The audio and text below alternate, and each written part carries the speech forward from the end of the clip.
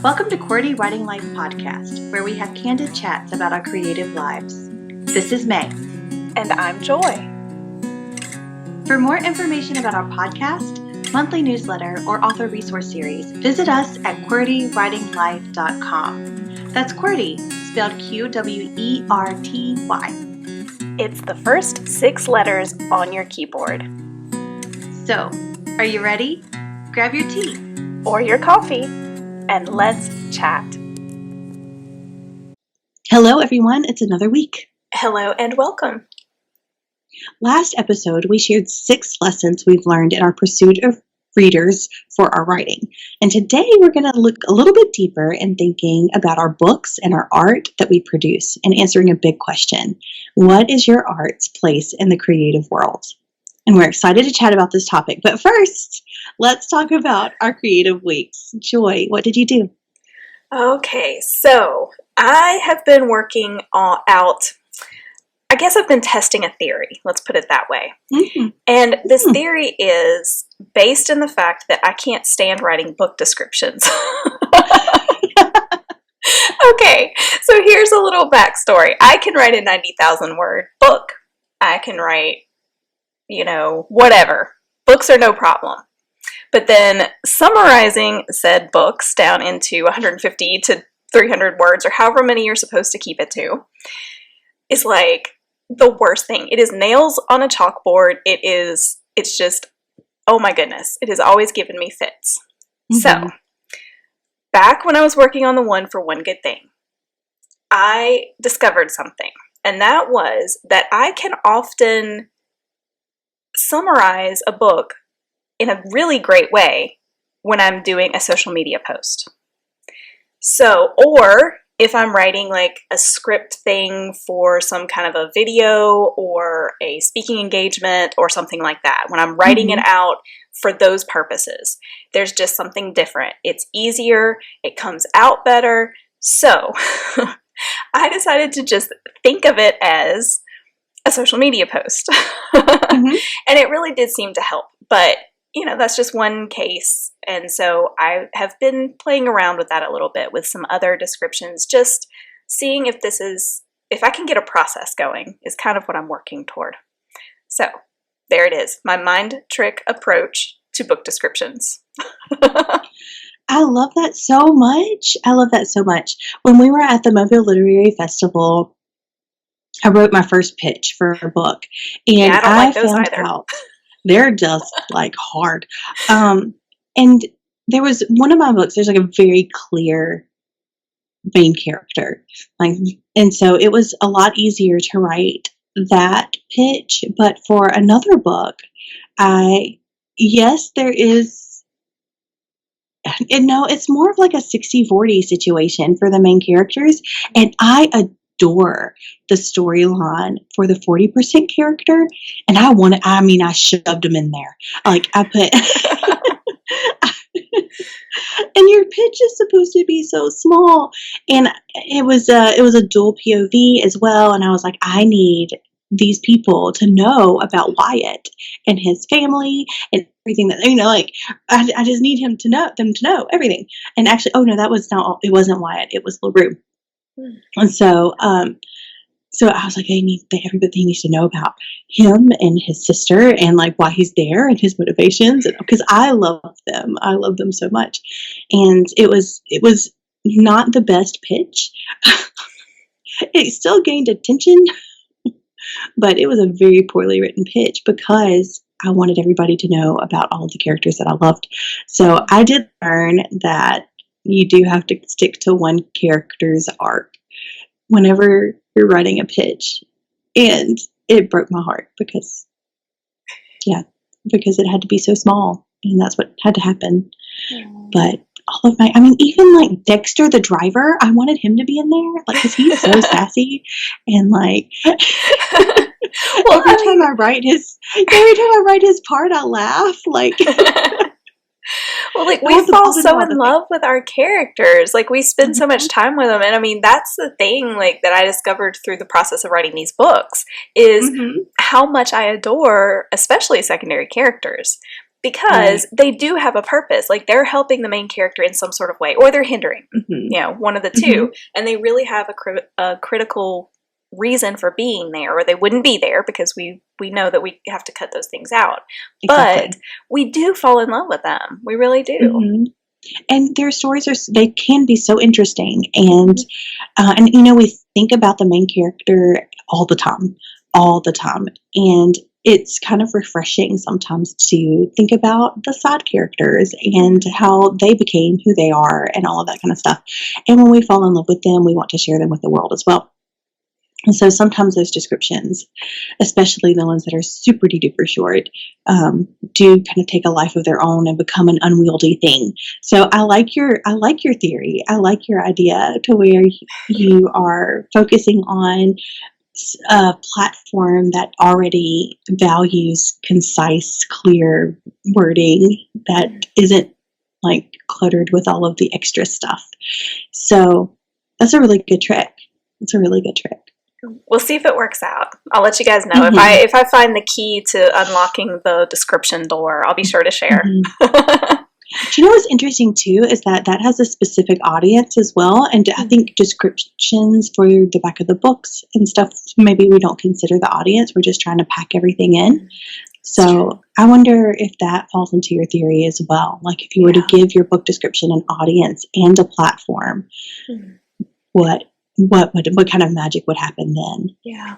And that fits really well with our last episode where we were talking about authors and readers, and, having that ideal reader in mind, definitely.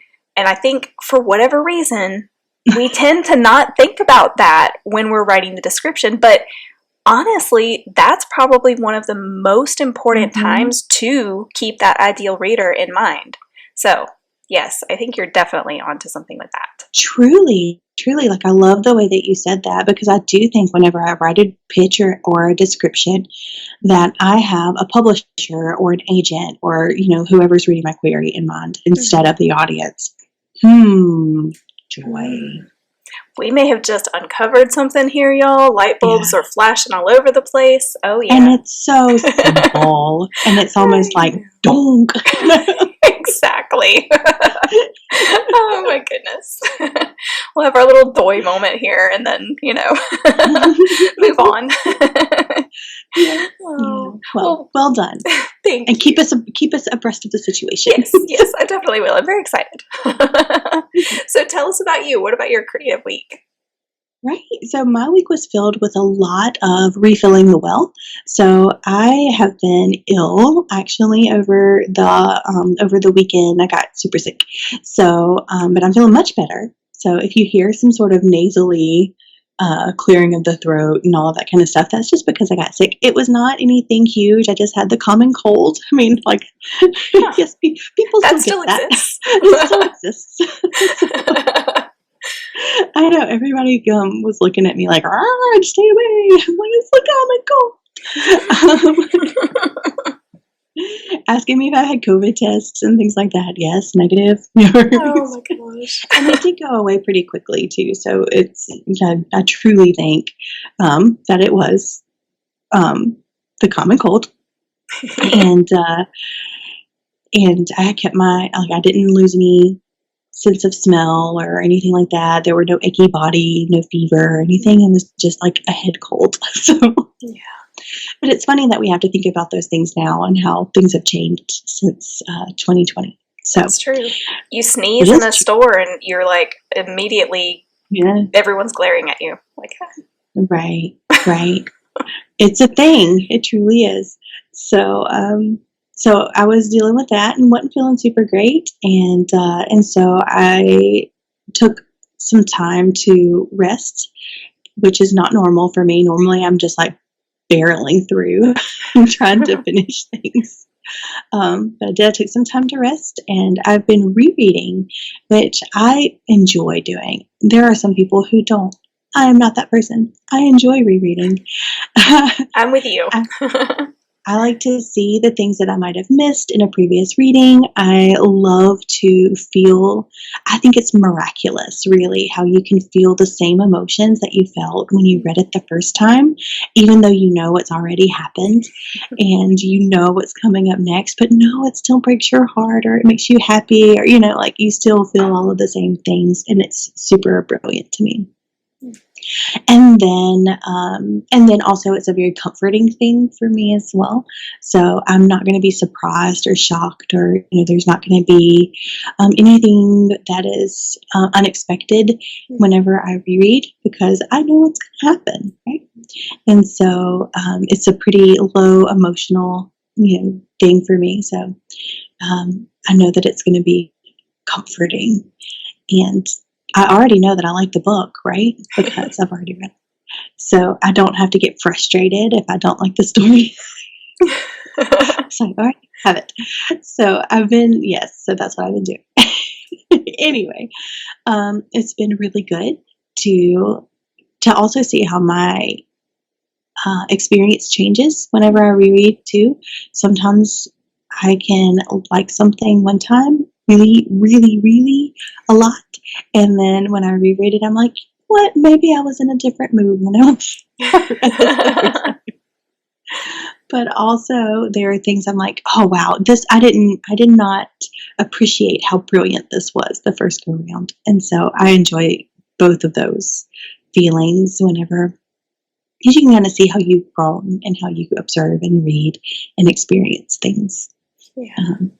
I don't normally reread really close together. Like generally it's like a year at least before I reread something. And in some cases, I think it was like 10 years or something for one of the books. So yeah, so that's how I reread, and I filled the well this week. That's fantastic. I love that so much. And I do think it's very interesting to see how you've grown as a person and what things do stand the test of time. And like you said, it's a comfort because, life, you don't know what's coming next. But if you're rereading a book, that's a place where you can go to just be still and calm and not worry. And so I think that is fantastic. It is. And books have always been a place, like a safety place for me. And there are escapism is a thing, but I also think that it's a safe place. So, and I think those are two different things and you need them in two different ways. But this week I needed a safe place, and that's where I found it, was in the reread of these books. So that's wonderful. A literary haven. I love it. Yep. So that's our creative weeks, folks. So we're going to talk about now where our art's place is in the creative world. And as creatives, we often think about our art as unique. And honestly, truly, it is. A great example of that fact comes, like if you were in a room full of writers and you were to be given a prompt, every single person who had the same exact prompt would come up with something completely different. Some different genres would be thrown around, all kind of crazy characters would be in there. But despite the common beginning, there would be something unique that came out of it. Yeah, definitely. Now, however, the experts love to remind us we're no snowflakes. We aren't as unusual as we think, and definitely should never claim to have written in literary realms where no writer has penned before. But we propose that the truth lies somewhere between what we'd like to declare about our art and what the experts may claim to be gospel truth. So, just as we are all human beings with blood and skin and bone, and yet we are different from the next human around us, so too is our art. This is a nice thought. So for writers, our art will have similarities like bindings and pages and genres and letters, because if you're writing in English, there's only 26 of them. We share them all. But each will be different. Each story will be different. And I suspect that is the same reason that we're different as humans, that there are no two souls that are the same. But that may be a different topic for a different podcast. Today on QWERTY Writing Life, we would like to discuss 3 perspectives on how to approach identifying our art's place in the creative world. And we first want to acknowledge that while there is nothing new under the sun, as the birds borrowed from King Solomon, artists have always been incredible innovators. So that is perspective number 1. Innovation has a starring role when it comes to creative work. A tangible example of this is the genre fiction we all know and love today. If not for the outside-the-box creative thinking of writers through the ages, we wouldn't have epic fantasy, high fantasy, low fantasy, urban fantasy, and all the other fantasies that we love to geek out about.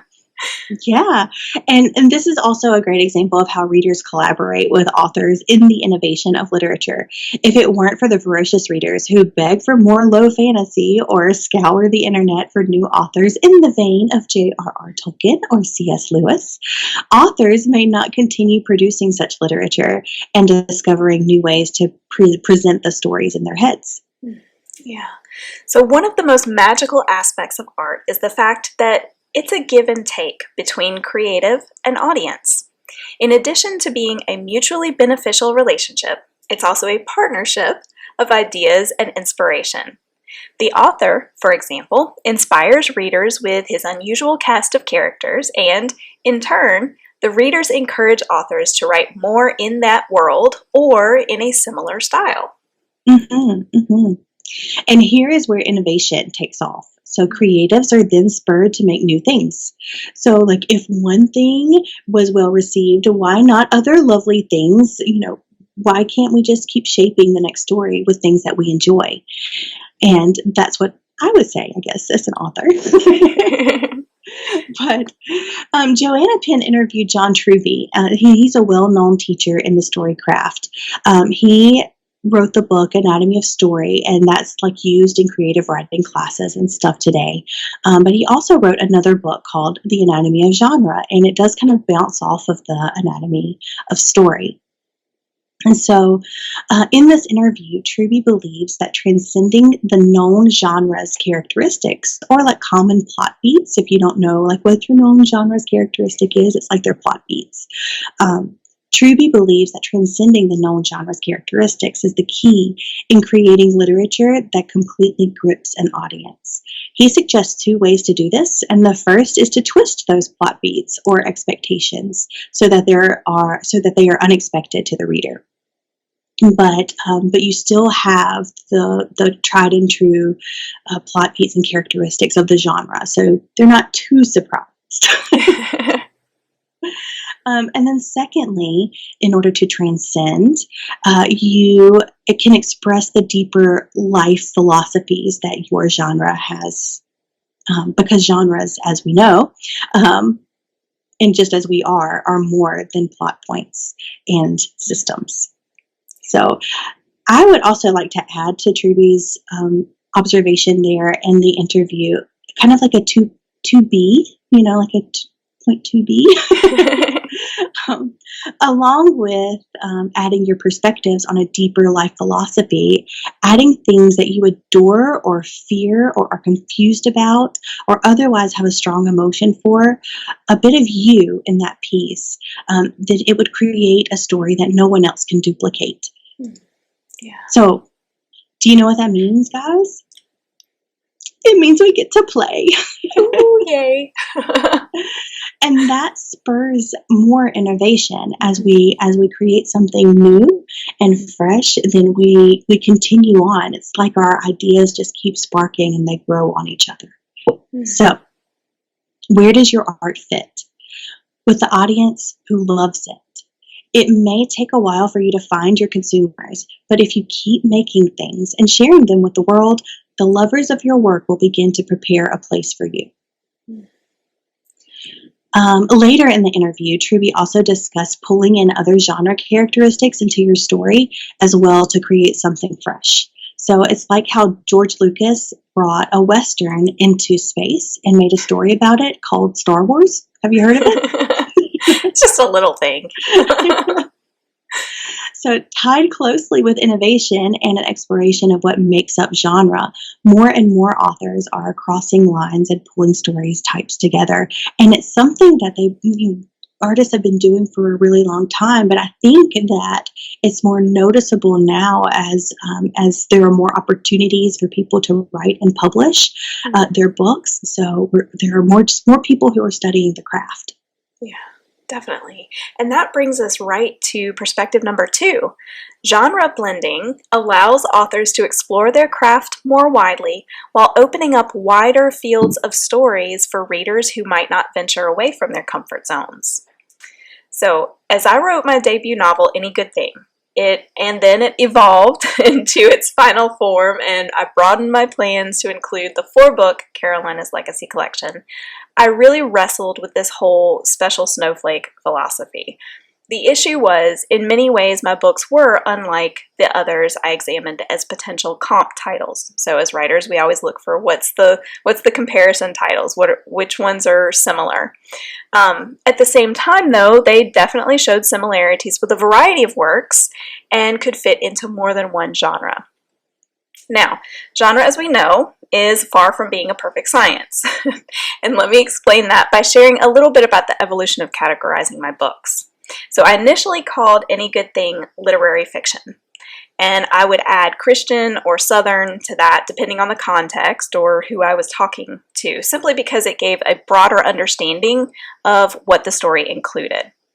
As I grew as an author, I noticed issues with using only one of those terms, and so here are some examples and explanations of why I found some issues with it.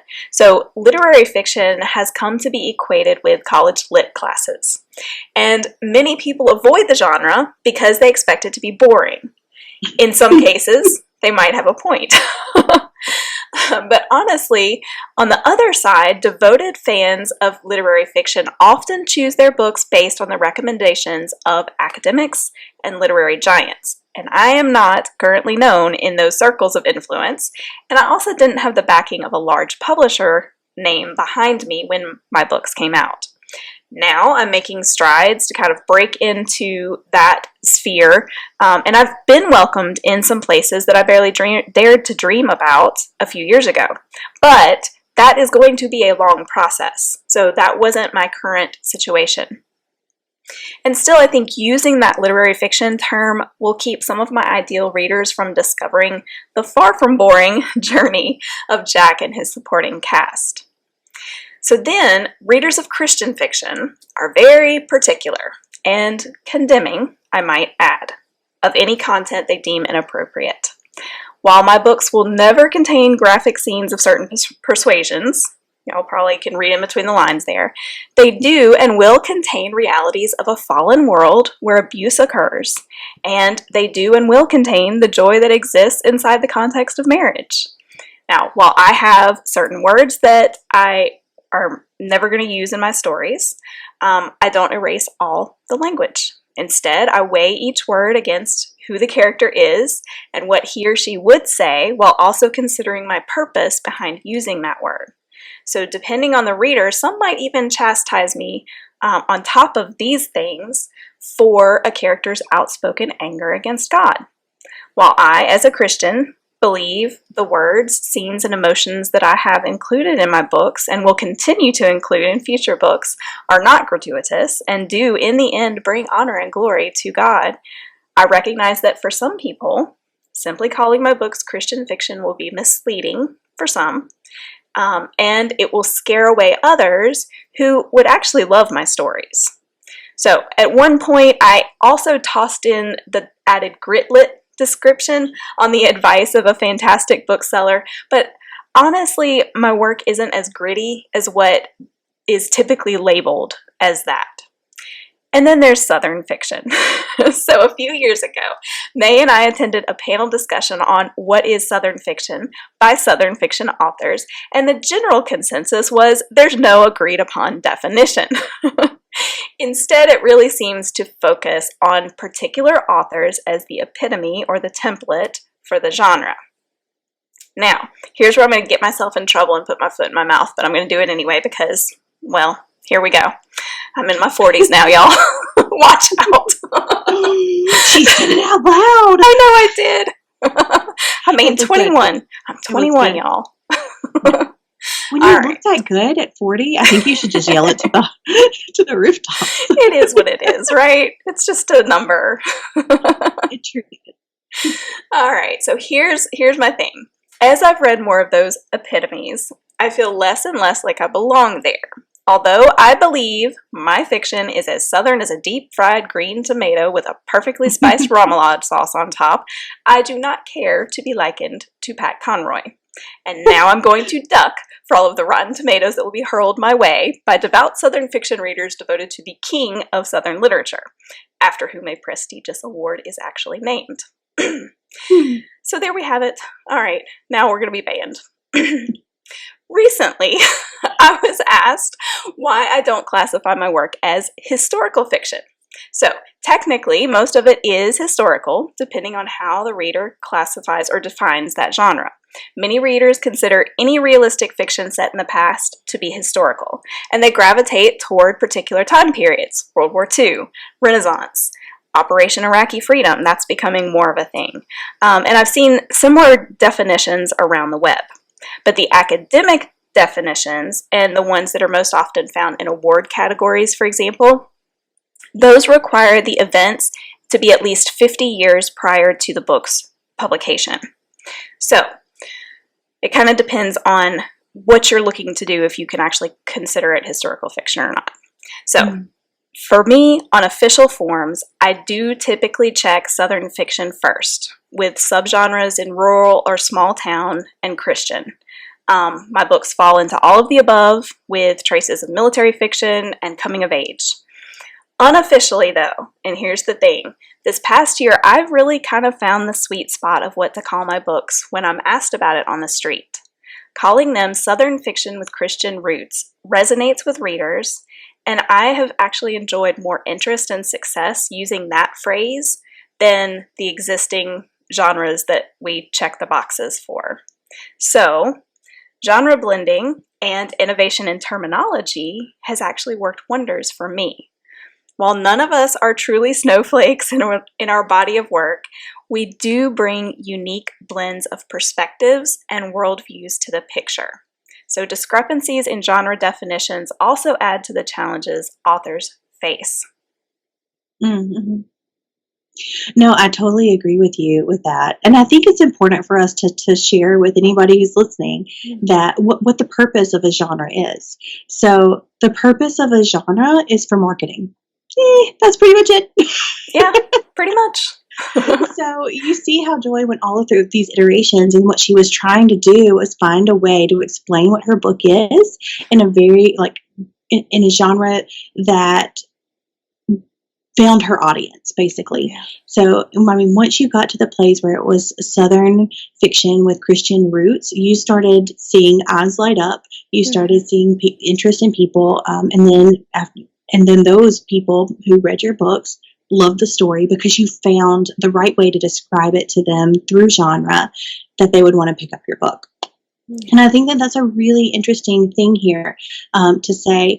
Well, first of all, it's marketing. I think second of all, too, if you can identify your genre before, as you are planning your story, you have given yourself a fence to play in. So instead of having the whole wide world as your playground, sometimes it's good to have a fence and around you so that you can play in a smaller area. You can try out decisions and plot beats and twists and things like that inside of this area, and you will be able to make decisions in a quicker way, and also decisions that are more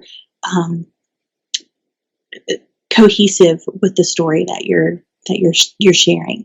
And what we can find is that, our moods change because we can't sit down and write an entire story or entire book just in one sitting, right? So as we go through our days and we have life experiences and things happen and we move from writing session to writing session to writing session, and sometimes it spans 6 months or a year or more. And we change and our emotions change. And so we may decide that we're tired of this particular thing. And so we move into something different, and all of this, or we're in a different mental state on another day. And so our story tends to be up and down, and have breaks, and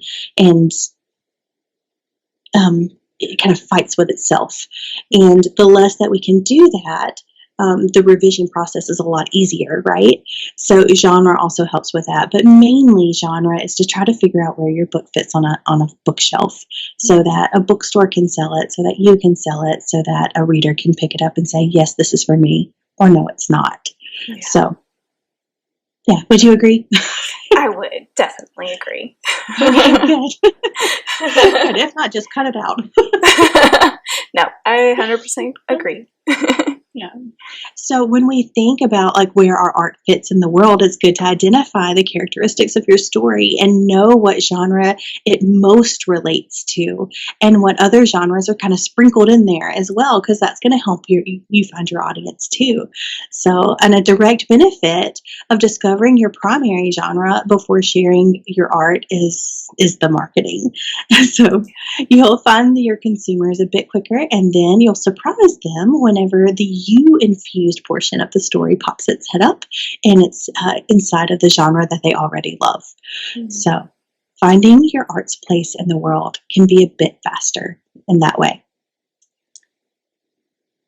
Okay. Also, our third perspective is kind of a bit of a reminder and encouragement too. And it's that art is not always timely. So as you are trying to figure out where your art's place is in the world, the sacrificial lamb aspect kind of reminds us that not all new and fresh things are well received. There are a slew of innovators and artists we now admire who were criticized for stepping outside of the labels and boundaries set before them. Their tenacity is our goal as we create new and fresh things as well. Reminds me of Phoebe from Friends. Because, you know, when she said, I would love to not be appreciated in my time. Right. I always think about like Pablo Picasso too, because when he started like really finding his style, I guess you would say, people hated it. Yeah. It was not well received at the beginning. But, so I think about that too. But they kept producing. I'm sure Phoebe kept producing, and so did Mr. Picasso. So while we are waiting for the world to catch up and to discover our art and find a good place for it, one way that you can be a little less lonely on this journey is to find other creatives who are innovative just like you in new and fresh ways, and form a community with each other.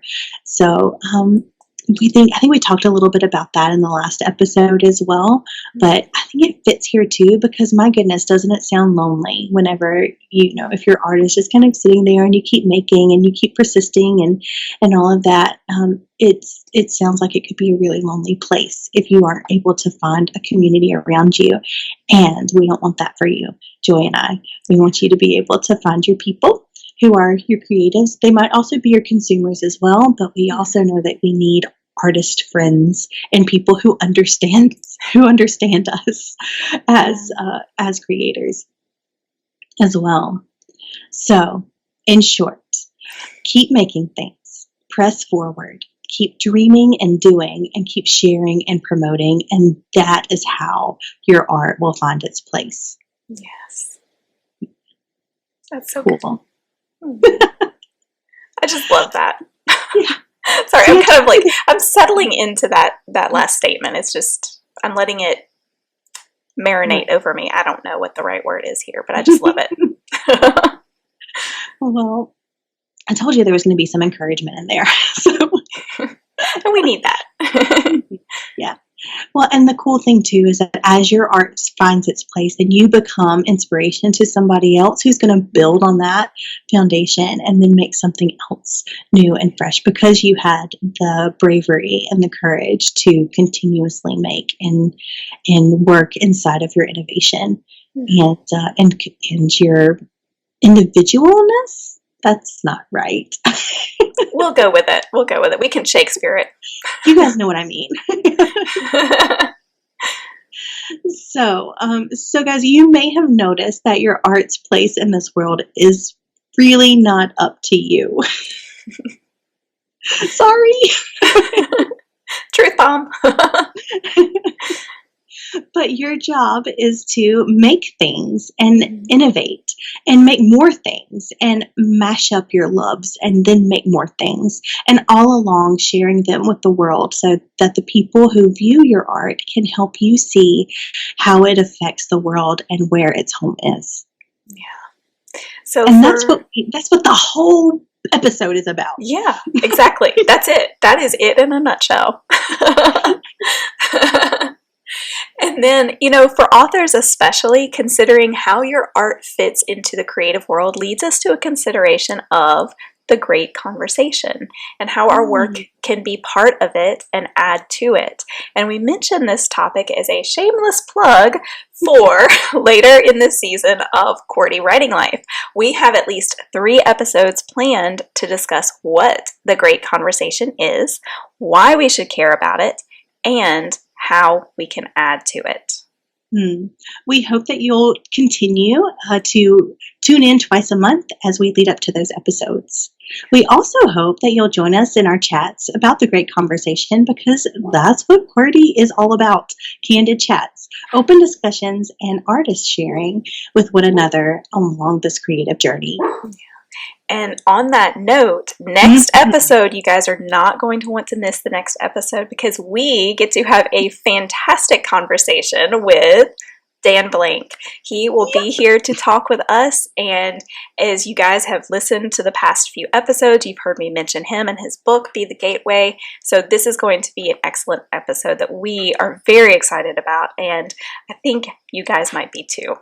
Yes, absolutely. But for now, it's time for a QWERTY challenge. So we challenge you to consider this question. Where is your art's place in the creative world?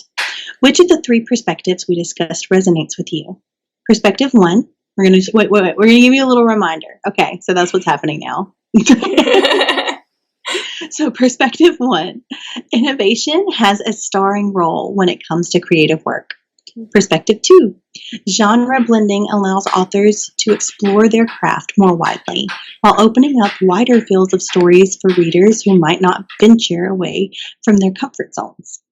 And then perspective 3, art is not always timely, but carry on, my wayward son, don't you cry no more. If you know, you know. That's fantastic. Love it. So if you guys have another thought on this topic or examples from your body of work, we'd love to hear about it. Drop us a line at QWERTYWritingLife@gmail.com or DM us on Facebook or Instagram at QWERTY Writing Life in both of those places. We hope you have a great week. And go make something. Bye. Bye.